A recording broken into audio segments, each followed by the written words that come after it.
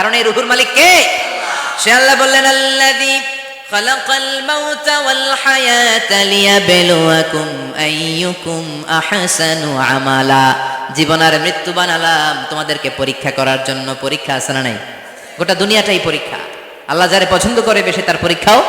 আসাদ্দুন নাসি বালাআন আল আম্বিয়া। এই পৃথিবীতে আল্লাহ সবচেয়ে বেশি বালা মুসিবত দিয়ে পরীক্ষা করেছেন নবীদের।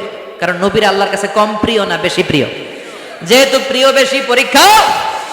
এজন্য মুমিনের উপর যদি পরীক্ষা আসে, মুমিনের উপর যদি অত্যাচার আসে, মুমিনের উপর যদি ধৈর্যের পরীক্ষা আসে, জেল জরিমানা আসে, মুমিন ওইটারে ভয় পায় না। মুমিন ভয় পায় একজনকে, চিল্লায় বলেন তিনি কে?